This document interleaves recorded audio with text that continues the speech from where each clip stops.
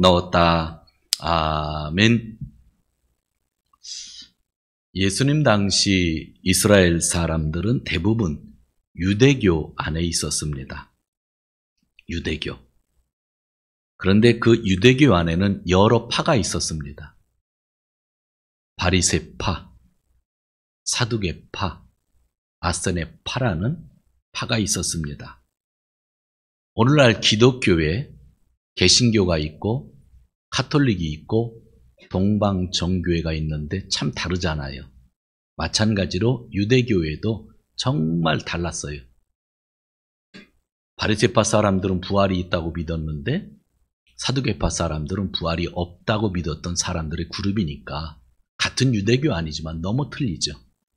오늘날 개신교, 카톨릭, 동방정교회가 똑같은 예수를 믿고 있지만 너무나 다른 것처럼 그런 유대 사회에 예수님이 살고 계셨던 것입니다. 비록 로마 제국의 지배 아래 있었지만 유대인을 대표하는 권력 그룹은 존재했습니다. 바로 산헤드린 공의회입니다. 70명이나 71명으로 구성되었다고 하는데 이 공회는 예수를 죽이는 데 적극적이었습니다. 그 공회의 의장은 대제사장이었습니다. 그래서 대제사장은 유대 사회에서는 최고의 권력자였습니다. 로마인들은 그 권력을 억제하기 위하여 한 30여 년간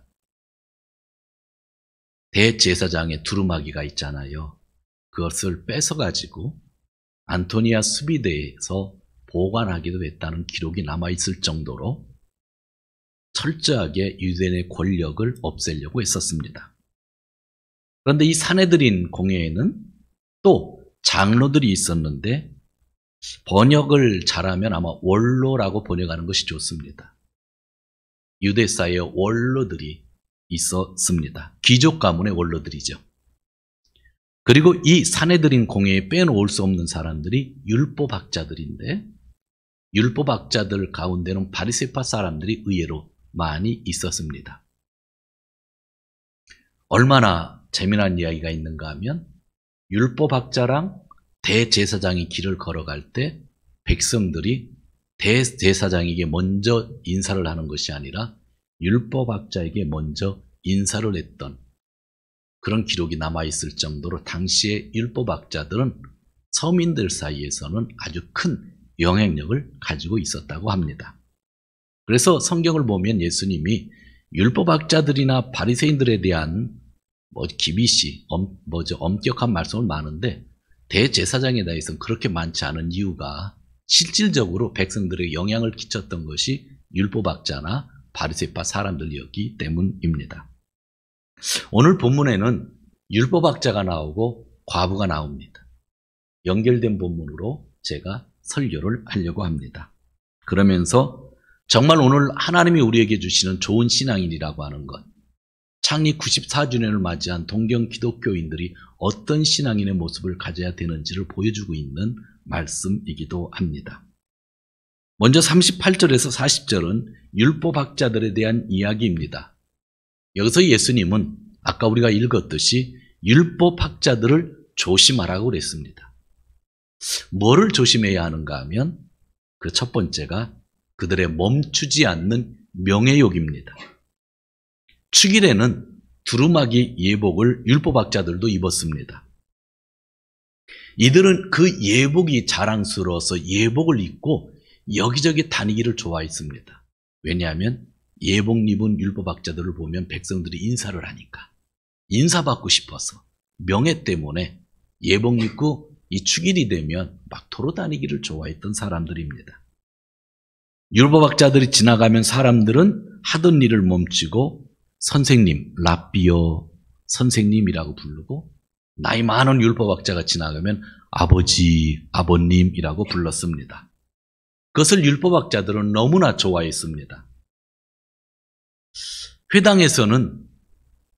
이런 회당에서는 토라, 여러분들이 한국교회 가면 이쪽 벽 쪽에 성경책 올려 있는 데가 가끔 있죠.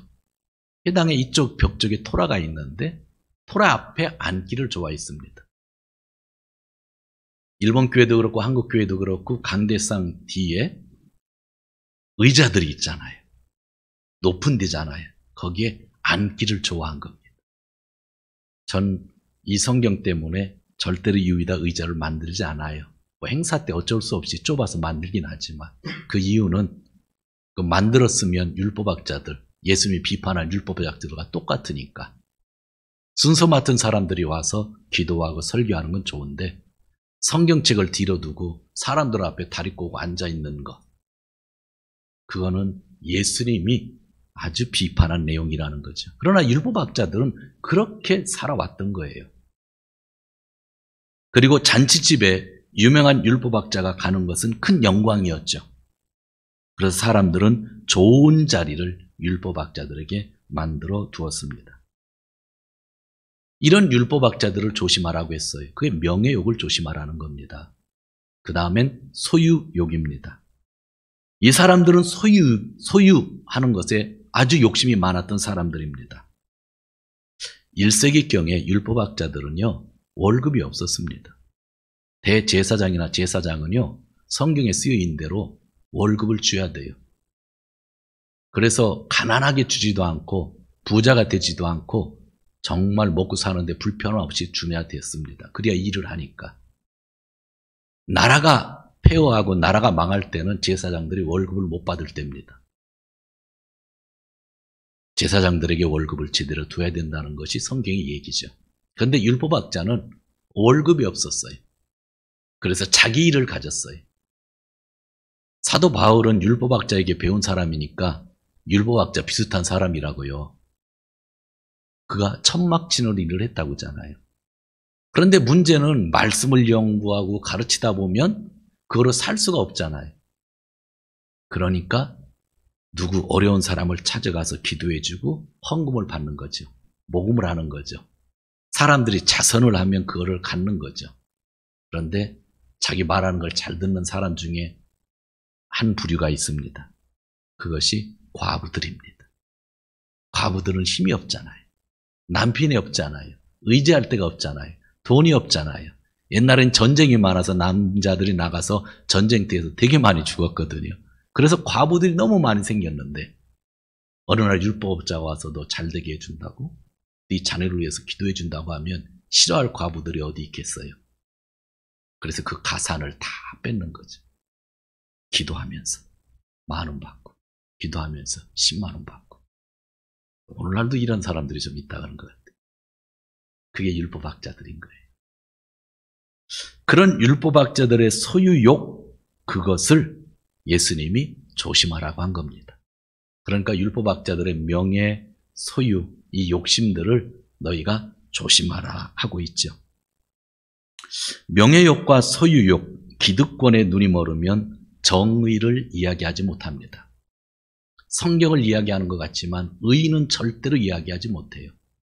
오늘날 교회가 왜 정의를 이야기하지 못하는가 하면 교회에 명예가 가득 차 있고 소유욕이 가득 차 있으니까 교회가 올바른 소리를 못하는 거고, 목사도 성도들에게 있는 그대로 설교를 못하는 겁니다. 그런데 오늘 본문은 너무나 알기 쉽잖아요. 이 본문을 읽으면요, 사람들이 이용을 합니다. 성도님들이 이 본문을 읽으면요, 율법학자랑 우리 목사님이랑 똑같거든. 그냥 뒤에 앉아서 다리 꼬고 앞에서 딱 보고 있지, 기도하면 돈 받아가지 똑같거든. 그러니까 성도님들이 우리 목사님은 율법학자 같다, 그렇게 얘기를 하죠. 성도님들이 이 말씀 그렇게 이용하려고 그래요. 저는 이용하라고 주는 말씀 아니에요. 그냥 여러분들이 들으라는 거예요. 뒤에 있는 과부 얘기를 하면요, 목사님들이 또 이 말씀을 이용해요. 헌금을 받고 싶을 때, 헌금을 많이 하고 싶을 때는 과부가 드리는 헌금 설교합니다. 목사님들도 성경을 이용하고 성도님들도 성경을 이용하고, 제발 우리 그러지 않았으면 좋겠어요. 자기 스스로에게 적용해 가는 겁니다. 41절부터는 율법학자들에게 탈취를 당하던 과부가 나와요. 지금부터는 그 과부의 신앙을 보기를 원하는데 44절까지 있잖아요. 예루살렘 성 안에 성전이 있는데 성전에는 여러 가지 뜰이 있어서 일반적으로 가장 넓은 뜰이 이방인의 뜰이라고 합니다. 거기는 누구나 들어올 수 있는 뜰. 예수님이 사람들에게 말씀을 막 선포하잖아요. 대부분이 이방인의 뜰에서 한 겁니다. 이방인의 뜰. 그런데 예수님이 이방인의 뜰에서 마지막 일주일간, 십자가에 달려 돌아가시기 일주일간 말씀을 하시다가 2, 3일이 돼서 여성의 뜰로 들어갑니다. 여기는 여성의 뜰인데 여성만이 들어가는 게 아니라 여성도 들어갈 수 있는 곳입니다. 그러니까 유대인이라면 누구나 들어갈 수 있는 곳이 여성의 뜰이라는 이름으로 있습니다. 우리가 기억하고 있는 이방인도 없고 환전, 돈 바꾸는 사람도 없고 짐승을 파는 자들도 없어요. 이건 다 이방인의 뜰에서 한 거고, 예수님이 상을 엎으실 때도 그 이방인의 뜰에서 하신 일이에요. 근데 여기는 순수한 유대인들만 들어가는데 여성의 뜰이라고 하는 겁니다. 거기에는 헌금함이 있는데 학자들마다 이야기는 틀린데 보통 13개가 있다고 그래요. 그런데 학자들마다 틀린데 뭐 기둥 11개의 헌금함이 걸려있고 2개는 놔져 있다는 사람도 있고 13개가 그냥 놔져 있다는 사람도 있는데 저도 조사했는데 모르겠어요. 그냥 헌금함이 한 13개 있는 겁니다. 그런데 그건 목적 헌금이에요. 하나님께 예배 드리는 거는 이미 우리가 양을 드리고 소를 드리고 번제, 소제, 화목제, 속건제 다 드리잖아요. 그 헌금함은 그런 의미가 아니에요. 그래서 우리가 바구니를 돌리는 이유는 더 성서적이라고 하는 거예요. 밖에 있는 헌금함은 예루살렘 성전은 목적 헌금으로 그냥 놔둔 것뿐이에요. 여성의 뜰 안에. 그리고 진짜 남자의 뜰, 남성의 뜰, 제사장의 뜰에서 드리는 예배는 다른 헌금인 거예요. 그런데 거기에는요, 뭐 성전세를 내는 헌금함이 있고, 비둘기 구입할 때 쓰라는 헌금함이 있고, 예, 제단에서 나무를 떼잖아요. 나무, 불태는 나무를 위한 그런 특별한 목적의 헌금도 있는데, 아무 목적도 없이 자진해서 드리는 헌금함도 있어요. 지금 과부가 거기에다 헌금을 한 거예요. 특별히 목적을 얘기하지 않고 자진해서 드리는 헌금함에다가 헌금을 한 것입니다. 그런데 두 렙돈이라고 그래요. 고민하다가 어떻게 설명할까 생각했는데 오늘날로 200엔 정도다 생각하면 돼요. 200엔이 그 여인의 전 자산이었는데 가난한 나라에서는 보통 100엔이면 한 끼 먹잖아요. 하루도 살잖아요. 그러니까 200엔이 그날의 그분의 하나의 생활비가 되는 거예요. 그것을 자기가 먹어야 되는데 쉬운 말로 하루 굶으면서까지 하나님 앞에 두 렙돈을 딸랑하고 드린 거죠. 그런데 예수님은 제자들을 불러놓고 말씀하셨어요. 이 여인이 아까 부자들 보지 않았느냐 엄청나게 많이 드렸는데 이 여인이 그 누구보다도 많이 드렸다 한 것입니다. 예수님은 소유의 많고 적음이 아니라 오직 드리는 사람의 마음이 진심인가 아닌가에 관심이 있었던 것입니다. 그러기에 이 본문은 헌금을 강조하는 내용이 아니라 내가 하나님께 받은 은혜가 싸구려인지 값비싼 것인지를 말해주고 있는 겁니다. 여러분이 지금 이 자리에 있는 것이 싸구려 은혜입니까? 값비싼 은혜입니까? 이 여인의 이 모습을 통해서 우리가 그것을 깨달을 수 있어야 됩니다. 본회퍼라고 하는 독일의 신학자 목사님이 교회의 다양성을 인정했지만 싸구려 은혜에 대해서는 아주 배척을 했습니다. 그 말을 잘 쓰던 목사님이죠. 죄에 대한 고백이 없는 성만찬이나 회개 없는 은혜를 철저히 배격했습니다. 고난 없는 신앙, 고난 없는 고백 없는 신앙, 그리스도의 발자취를 따르지 않는 신앙, 성육신의 실천이 없는 신앙, 삶이 없는 신앙은 모두 싸구려 신앙이라고 그랬습니다. 주여 주여만 하는 것은 정말 싸구려다 얘기한 거죠. 성도 여러분, 과연 예수님의 십자가의 죽음이 싸구려입니까? 예수님은 감추인 보화를 위해 전 재산을 들여서라도 그것을 가져야 된다고 비유로 말씀해 주신 분입니다. 수백만 명이 히틀러에 의해 살해당할 때 유대인들이죠. 나이 30대인 보네페가 이런 이야기를 했습니다. 유대인을 위하여 소리치는 자만이 그레고리안 창가를 부를 수 있다. 수백만 명이 죽어가는 것에 대해서 그것은 잘못됐다고 소리칠 수 있는 사람만이 찬송가를 부를 수 있다 얘기한 겁니다. 어마어마한 얘기죠. 그런 사람들 관심 없고 죽어가는 사람 관심 없고 교회에서 설교 듣고 찬송만 부른다? 그거는 아니라는 겁니다. 우리의 신앙은 그런 싸구려가 아니라는 겁니다. 유대인들이 죽어갈 때 죽어가며 아파하고 죽이면 안 된다고 말한 사람만이 찬송가를 부를 수 있다. 유명한 얘기입니다.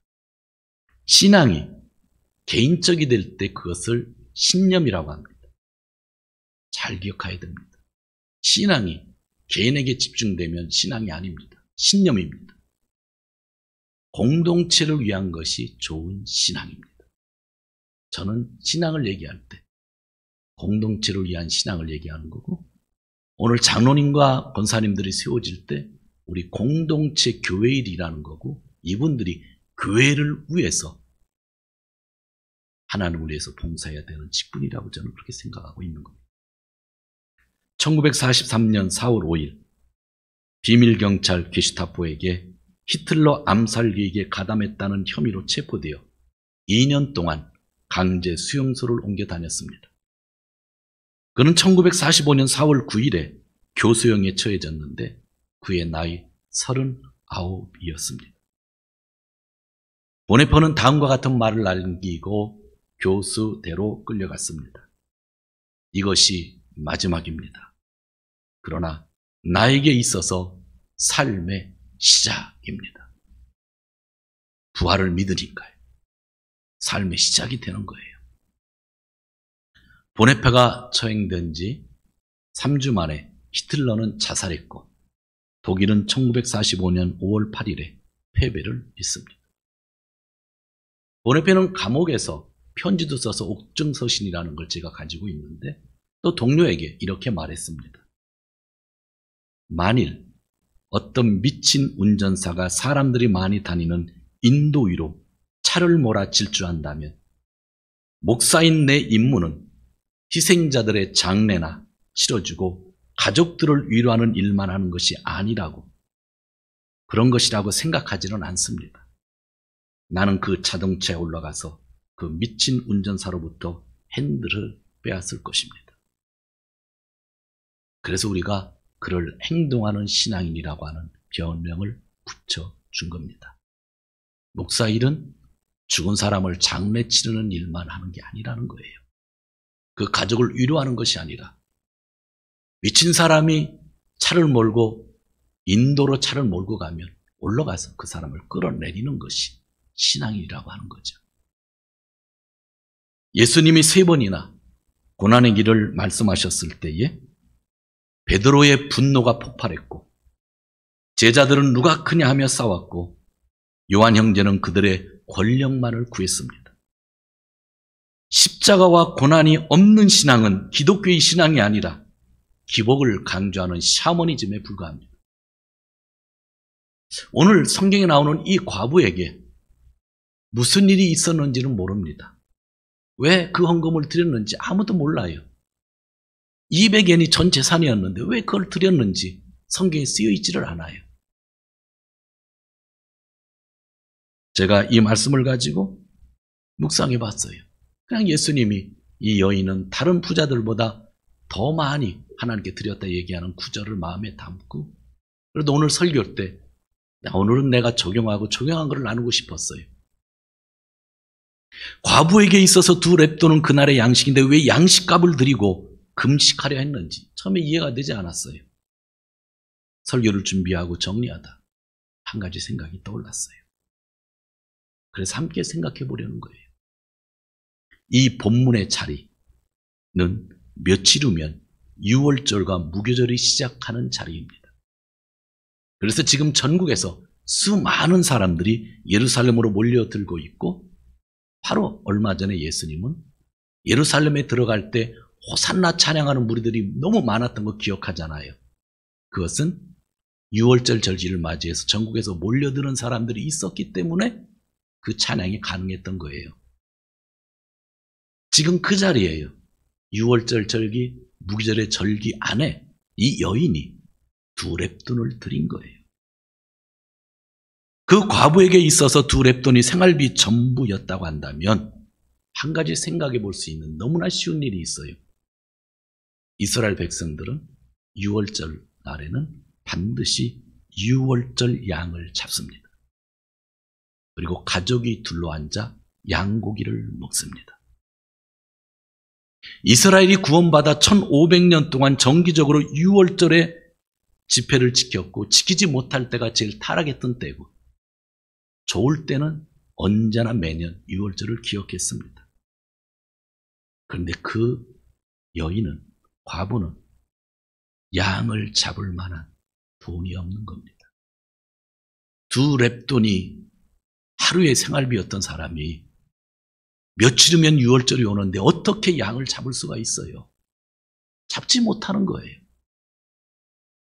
그 여인의 신앙으로 볼 때 하나님 한 분만 믿고 살았는데 그분 때문에 내 가치가 이렇게 존중받았는데 내 신앙을 볼 때 어느 때 너무나 부끄러운 인생을 사는 것 같아요. 그래서 200인밖에 안 되지만 하나님께 드리는 거예요. 차진해서. 목적 헌금인데 목적을 얘기하지도 못하죠. 여러분, 저는 이 마음을 느끼면서 설교할 때 참 매우 슬퍼졌습니다. 정말 슬퍼졌어요. 뭔가 오는 게 있었어요. 사랑하는 성도 여러분, 좋은 날일수록 슬퍼지는 사람이 있다고 합니다. 오늘 우리는 임직감사 예배를 드립니다. 너무나 좋은 날인데 이 날이 슬픈 사람도 있을 겁니다. 그러나 성도 여러분, 나의 구원은 너무나 값비싼 것이기에 그 가치를 의심할 필요까지는 없습니다. 모든 성도는 값비싼 존재들입니다. 율법학자의 명예욕, 소유욕, 그리고 오늘날 교회의 기득권과 주도권을 가지려는 사람들은 어떤 의미로 구원의 가치를 잃어버린 사람들입니다. 그러나 과부는 세상 가운데 존재감이 없는 사람처럼 보이지만 2렙돈을 드리면 하루는 금식을 해야 되는 생활이지만 6월절이란 최대의 명절이 와도 양을 잡아 가족이 함께 먹을 수 없는 그러한 가난한 사람이었지만 그러나 그녀는 구원의 가치가 최고임을 하나님 앞에 고백을 했고 예수님은 그것을 인정하여 칭찬을 해 주었던 것입니다. 성도 여러분, 우리의 예수님은 그것을 보셨고 제자들에게 교훈을 주시고 또 오늘 우리에게 친히 교훈의 말씀을 주시는 것입니다. 정말 며칠만 있으면 전국 각지에서 로마 제국 여기저기에서 6월절 양을 잡으려고 몰려듭니다. 6월절 날은 6월절 양을 잡았던 사람들로 인하여 예루살렘 성이 꽉 찹니다. 저녁에 함께 식사를 하기 위해서 집집마다 노크를 해서 방을 빌려서 식사를 하고 어떤 사람은 성 밖에 있는 집을 얻어서 식사도 합니다. 성경에서 우리가 알고 있듯이 예수님과 제자들도 6월절 양을 잡고 마지막 만찬을 가질 예정입니다. 그러나 이 여인은 그 절기에 참여하기가 너무나 힘든 생활을 하고 있었던 거예요. 하루에 식비를 들여서라도 자기가 받은 은혜의 가치를 표현하고 싶었던 거예요. 하나님은 이미 나의 가치를 최고라고 인정해 주셨어요. 여러분 한 분 한 분에게 너는 최고다라고 가치를 인정해 주셨어요. 이런 예배를 드리면서 이 여인을 바라보면서 그런 마음은 하나님이 나에게 주신 은혜에 정말로 감사할 때 찾아오는 것이라고 생각합니다. 그녀는 값비싼 구원의 가치를 표현하고 있습니다. 너무나 좋은 날이 어느 때는 더 외롭고 힘들 때도 있습니다. 그러나 하나님은 각 사람에게 값비싼 은혜를 베풀어 주셨다는 것을 잊어서는 안 됩니다. 그 값비싼 은혜를 붙잡고 사는 사람이 좋은 신앙인입니다. 나에게 주어진 가치는 내가 스스로 표현할 수 있습니다. 그게 신앙입니다. 이번 주도 승리하시는 귀한 성도들이 되시기를 주님의 이름으로 축원드립니다. 이 시간